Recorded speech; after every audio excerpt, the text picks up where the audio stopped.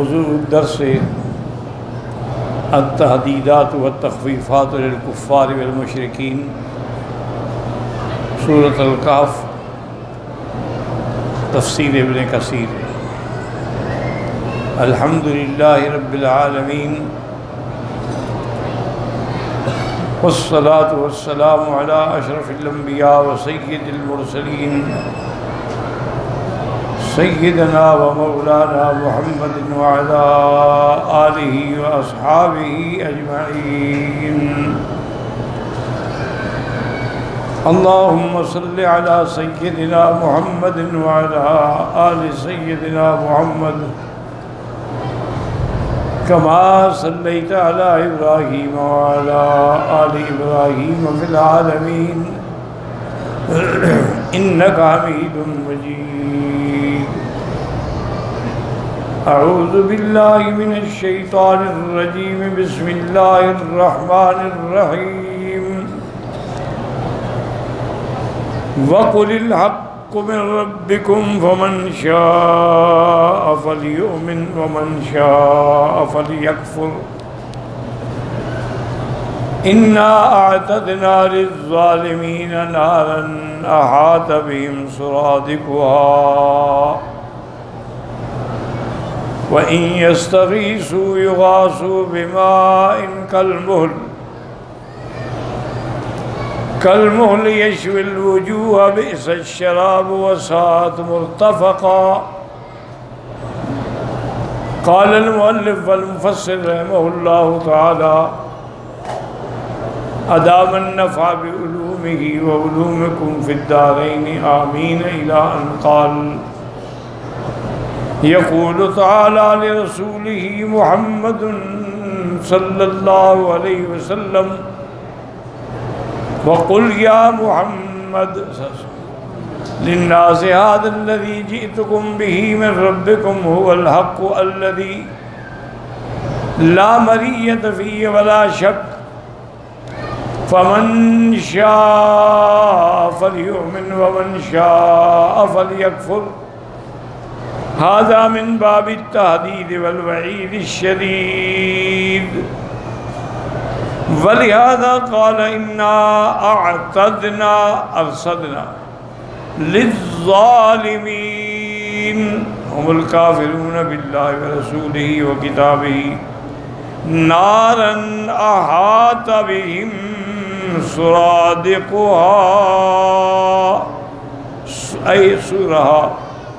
اب اللہ نے حضور پاک محبوب دو جہاں صلی اللہ علیہ وسلم کو فرمایا کہ آپ اعلان کر دیں کہ جو میں لایا ہوں اللہ کی طرف سے وحی اور کتاب اور قرآن، اس میں کوئی شبہ نہیں، کوئی شک نہیں، یہ حق ہے، یہ صدق ہے، یہ عدل ہے۔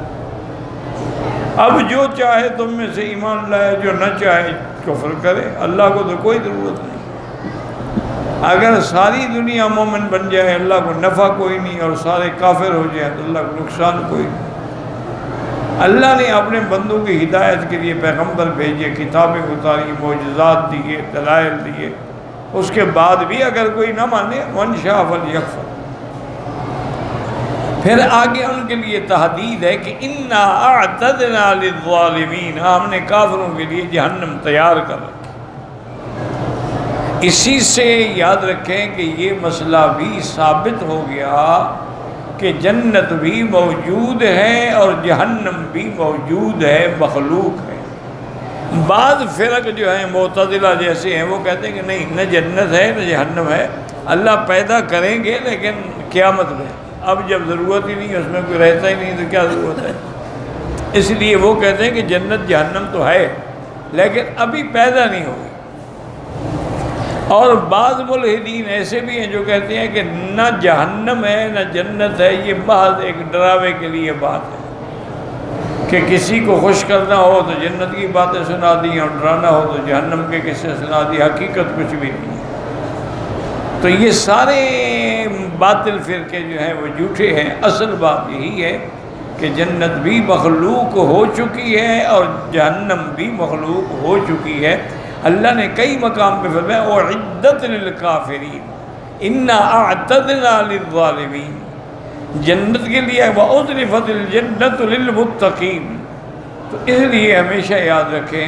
اور سب سے بڑی دلیل اس بات کی اللہ کا قرآن ہے، اور اللہ کے قرآن کے بعد خود حضور پاک نے جنت دیکھی ہے تو بات ہی ختم ہو گئی. جب حضور معراج میں تشریف لے گئے تو آپ کے لیے جنت کے دروازے کھولے گئے، آپ جنت میں داخل ہوئے. اسی لیے آپ نے واپسی پر حضرت بلال رضی اللہ تعالیٰ عنہ کو بلایا اور فرمایا کہ بلال، تم کون سا ایسا عمل کرتے ہو جو اللہ کو اتنا پسند ہے کہ میں جب آسمانوں میں گیا اور جنت میں گیا سمیعت خشخشۃ تک تمہارے چلنے کی آواز آ رہی تھی، تم وہاں آ رہے تھے، پھر رہے تھے جنت میں. کون سا ایسا عمل ہے؟ خود نے کہا حضور میرا اور تو کوئی عمل نہیں، البتہ اتنا ہے کہ ایک تو میں ہمیشہ کوشش کرتا ہوں کہ باوضو رہوں،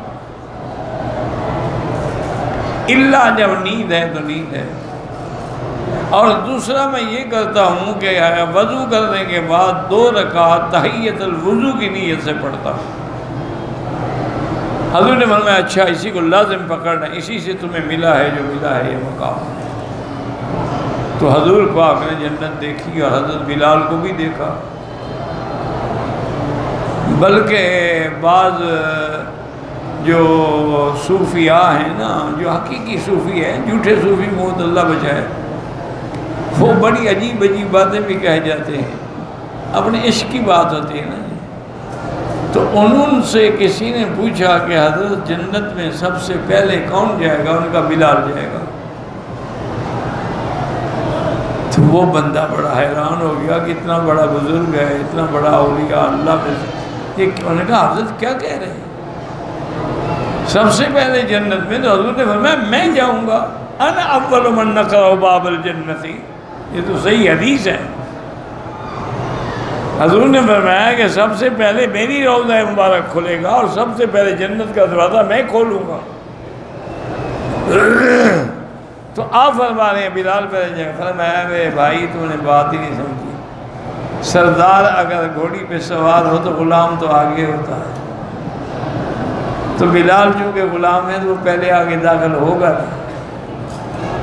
یہ معنی تھوڑا ہے کہ بلال کا مرتبہ حضور سے اونچا ہو گیا. غلام ہمیشہ آگے ہوتے ہیں، بلکہ بعض غلام تو آگے گھوڑیوں کے آگے بھاگتے رہتے ہیں بیچارے. تو اس لیے میں نے کہا تم نے میری بات کو سمجھا ہی نہیں. تو اللہ والوں کی باتیں بھی اللہ والے ہی سمجھتے ہیں، ہم جیسے لوگ کیا سمجھیں گے. تو بہرحال حضور پاک جنت میں گئے. اور ایک صحیح حدیث مبارک میں یہ بھی ہے کہ حضور نے فرمایا کہ میں نے جنت میں ایک محل دیکھا جو سفید موتیوں سے بنایا گیا. تو میں اس محل کو دیکھ کے حیران ہو گیا. تو میں نے جبریل علیہ السلام سے پوچھا کہ لمن ھذا، یہ گھر کس کے لیے؟ تو جبریل علیہ السلام نے کہا کہ ایک رجل من قریش، ایک قریش کا آدمی ہے، اس کا ہے یہ.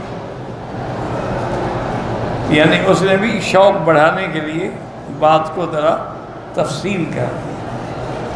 تو حضور نے فرمایا اللہ کے بندے انا قرشی، میں بھی تو قریشی ہوں.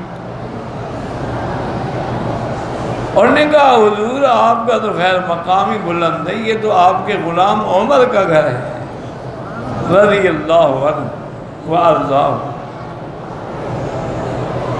حضور نے فرمایا کہ میرا دل کیا کہ میں عمر کے گھر میں جاؤں، لیکن میں نے دیکھا کہ محل کے دروازے پر جو سیڑھیاں بنی ہوئی ہیں پانی کی طرف، نیچے نہر بہہ رہی ہے، تو اس پہ کچھ عورتیں بیٹھی وضو کر رہی ہیں. تو مجھے عمر کی غیرت یاد آ گئی کہ عمر کو یہ بات ناگوار گزرے گی کہ میں اس کے گھر میں کیسے گیا. تو حضور نے واپسی پہ حضرت عمر کو بتایا. حضرت عمر رو پڑے. انہوں نے کہا یا رسول اللہ علیہ کا اغار، مجھے آپ پر بھی غیرت آتی. اگر آپ چلے جاتے تو میں کتنا بڑا خوش نصیب ہوتا کہ جنت کے گھر میں پہلا قدم میرے گھر میں حضور نے رکھا ہے. اب جب حضور نے گھر دیکھا، حضرت عمر کا گھر دیکھا، حضرت بلال کو دیکھا، جنت کے نعیم دیکھے، حور و غلمان دیکھے، جنت کے فواکہ دیکھے، اشجار دیکھے، انہار دیکھے، تو پھر اس میں اگر کوئی شک کرے وہ تو کافر ہے۔ اس لیے یاد رکھیں کہ الجنت والنار مخلوقتان، اللہ نے یہ دونوں چیزیں پیدا کر دی ہیں، لیکن ان میں داخلہ جو ہے وہ قیامت میں ہوگا، ابھی نہیں ہوگا۔ یہ جو ہم کہتے ہیں نا کہ جنت میں چلا، معنی یہ ہوتا ہے کہ جنت کی نعمتیں اس کو قبر میں بھی ملنی شروع ہو جاتی ہیں۔ یہ اللہ کا ایک نظام ہے کہ جب مومن مرد یا مومن عورت فوت ہوتے ہیں تو اللہ ان کی قبر میں وسعت بھی پیدا فرما دیتے ہیں، اور جنت کی طرف کھڑکی بھی کھل جاتی ہے، اور جنت کی نعمتیں اور ہوائیں بھی ان کو پہنچنی شروع ہو جاتی ہیں۔ تو اس لیے فرمایا کہ یہ تحذیر و تخویف ہے ان لوگوں کے لیے جو ایمان نہیں لے آئے۔ اِنَّا أَعْتَدْنَا لِلظَّالِمِينَ نَارًا أَحَاطَ بِهَا سُرَادِقُهَا، سُرَادِقُهَا کا معنی ہوتا ہے سور، یعنی جیسے چار دیواری بناتے ہیں نا آپ ارد گرد، تو اس طرح جہنم کے ارد گرد بھی ہم نے سور بھی بنا دیا ہے، کوئی نکل نہیں سکے اس سے۔ قال الامام احمد حدثنا موسیٰ قال حدثنا ابن حیۃ قال حدثنا دراج بن حیثم النبی سید خدری رضی اللہ رسول اللہ عنہ قال سرادق النار اربعۃ جدر، کہ سرادق جو ہیں جہنم کے چار دیواریں ہیں، کثافت کل جدار مسافت 40 سنہ، اور وہ ایک دیوار اتنی موٹی ہے کہ اس پر 40 سال تک آدمی چل سکتا ہے۔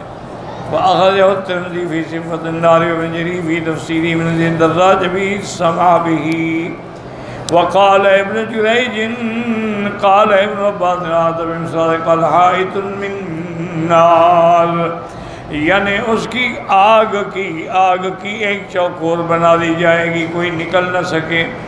قال ابن جرير حدثني الحسين بن النصر وعباس محمد قال لا حدثنا ابو عبد الله بن محمد بن حيي ابن یعلان صفوان بن یعلان یعلان ابن امیہ قال قال رسول اللہ البحر هو جہنم۔ اس حدیث میں یہ بھی آتا ہے کہ یہ سمندر جو ہے یہ جہنم ہے، یعنی اس کے نیچے جہنم ہے۔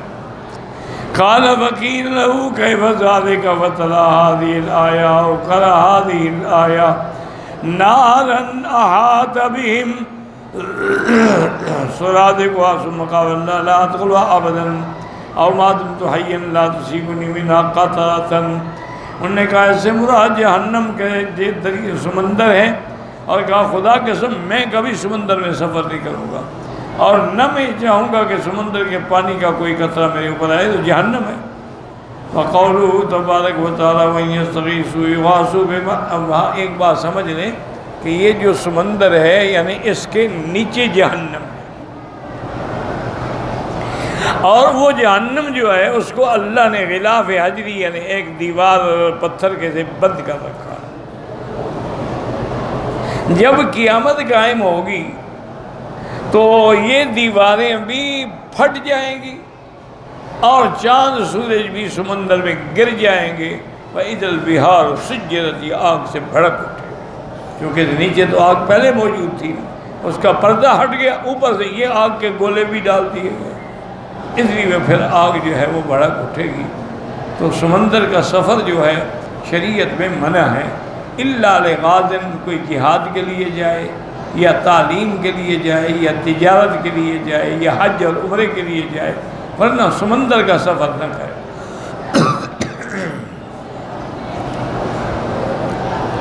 وقوله تعالی وَإِن يَسْتَغِيثُوا يُغَاثُوا بِمَاءٍ كَالْمُهْلِ يَشْوِي الْوُجُوهَ، جب فریاد کریں گے پانی مانگیں گے تو ان کو ایسا پانی پلایا جائے گا جیسے تیل کی تلچھٹ ہوتی ہے، اور وہ اتنی گرم ہوگا کہ جب منہ کے قریب کریں گے نا منہ جل جائے گا۔ قال ابن عباس مول کہتے ہیں وہ یعنی ایسا پانی جو جیسے کہ تیل کی تلچھاہٹ ہوتی ہے۔ وقال مجھے وقت دم والقحی، ایسے ہوگا کہ جیسے خون اور پیپ ہوتی ہے۔ وقال کہ الشیء الذی انتہا لہ، یعنی بہرحال وہ ایسی چیز ہوگی کہ جس کی گرمی انتہا پہ پہنچی ہوگی۔ وقال وکل شیء عذیب، ہر وہ چیز جو پگھلنے والی ہے۔ وقال قتادة بن مسعود شيء من الذهب في حدود فلما انماء وأثبت هذا أشبه شيء بالمهل. حضرت ابن مسعود پاک نے سونے کو ایک چھوٹی سی نالی کے اندر اس کو رکھا اور گلایا. جب وہ گل گیا تو اس کی جو رنگ ہے فرمایا یہ معلوم ہوتا ہے کہ یہ مہر کے مشابہ ہے. وقال ذاک ماء جہنم اسود، جہنم کا پانی بھی سیاہ ہوگا. وَيَا سَوْدَاءُ وَأَهْلُهَا سُودٌ، اور یہ جہنم کی آگ بھی سیاہ ہوگی اور اس میں جلنے والے بھی سیاہ ہوں گے ان کے چہرے کفر کی وجہ سے. وَهَذِهِ الْأَفْعَالُ لَيْسَ مِنْهَا فِي الْآخِرَةِ وَإِنَّ الْبُخَارِيَ يَجْمُعُ هَذِهِ الْأَوْصَافَ الَّتِي كُلُّهَا فَهُوَ أَسْوَدٌ مُنْتِنٌ غَلِيظٌ حَارٌ. اب مفسر فرماتے ہیں کہ اس میں کوئی تعارض نہیں ہے، کیونکہ اصول یہی ہے کہ مہر جو ہے اس میں ساری صفتیں ہیں. وہ سیاہ بھی ہے، بدبودار بھی ہے، گاڑھا بھی ہے، گرم بھی ہے. ولہذا قال الشريع من حديث ذات الكافر ان يشربه وكرب الوجه شواه حتى تسقط جلدة وجهه فيه. جب کافر پینے کا ارادہ کریں گے تو جلا دے گا حتیٰ کہ چمڑا جو ہے وہ گر جائے گا اس کے اندر. كما جاء في الحديث الذي رواه الإمام أحمد بإسناده المتقدم في سرادق النبي سيد الخدري رضي الله عنه عن رسول الله أنه قال ماء كالمهل. قال كاكل زيد بذا قلبه إليه سقطت فروزه فيه. وهكذا رواه الترمذي في صفة النار من جامع حديث رشدين بن سعد عمرو بن الحارث عن دراج. ثم قال لنا في الحديث رشدين وقد تكلم فيه من كبر حفظه. هكذا قال وقد رواه الإمام أحمد كما تقدم أن حسن الأشيب عن ابن هيئة عن دراج الله أعلم. وقال عبد الله المبارك وكيل بن صالح عن عبد الله بن عن النبي أمامة عن النبي صلى الله عليه وسلم قال ويسقى من ماء صديد يتجرعه. قال اس کے قریب جب وہ پانی لائیں گے تو وہ بڑا اس کو برداشت نہیں کرے، لیکن جب اور قریب ہوگا تو اس کا چہرہ جل جائے گا اور اس کے چہرے کی چمڑا جو ہے وہ بھی اتر جائے گا. فَإِذَا شَرِبَهُ قَطَّعَ مَعَهُ، اور جب وہ پیے گا تو اس کی اندر کی آنتیں جو ہیں وہ بھی کٹ جائیں گی. يَقُولُ الَّذِينَ يَسْتَغِيثُونَ يُغَاثُوا بِمَاءٍ كَالْمُهْلِ يَشْوِي الْوُجُوهَ بِئْسَ الشَّرَابُ، کیا برا پینے کا پانی ہے. وقال سید بن جعلنا استغاثوا فغیثوا الزقوم، جب جہنم والے کہیں گے کہ بھوک لگی ہے تو ان کو زقوم کا درخت جو ہے وہ کھلایا جائے گا. فَيَأْكُلُونَ مِنْهَا فَاخْتَلَفَتْ وُجُوهُهُمْ، ان کے چہرے کے چمڑے جو ہیں وہ بھی اتر جائیں گے. فَلَمَّا مَذَبِهِمْ يَعْرِفُهُمْ قَالَ وَجُلُودُ وُجُوهُهُمْ فِيهَا، جاننے والا اس کو دیکھ کے پہچان لے گا. ثُمَّ يُصَبُّ عَلَيْهِ الْعَطْشُ، ان کو پیاس لگے گی، وَيَسْتَغِيثُونَ، پھر فریاد کریں گے. فَيُغَاثُونَ بِمَاءٍ كَالْمُهْلِ الَّذِي قَدْ انْتَهَى لَهُ إِذَا أَدْرَكَهُ مِنْ أَفْوَاهِهِمْ اشْتَوَى مِنْ حَرِيرٍ وُجُوهُهُمْ الَّتِي قَدْ سَقَطَتِ الْجُلُودُ. ولهذا قال بعض المسيح بهذه الصفات الذميمة الكبيرة بئس الشراب، یہ کتنا برا پانی. كما قال في الآية وسقوا ماء حميما فقطع ماءهم، ایسا گرم کھولتا ہوا پانی جہنمیوں کو پلائیں گے کہ ان کی آنتیں کٹ جائیں گی. وقالتا تسقى من عین آنیۃ، ایک ایسے چشمے کا پانی جو سخت گرم ہوگا. کما قالتا یطوفون بینہا وبین حمیم آن، ابھی اس کے درمیان کبھی ادھر کبھی ادھر. والساعۃ مرتفقہ والساعۃ النار منزلا ومقیلا، کتنی بری جگہ ہے ٹھہرنے کی. ومجتمعا وموضعا للارتفاع كما قال في الآية الأخرى إنها ساءت مستقرا ومقاما. والله أعلم.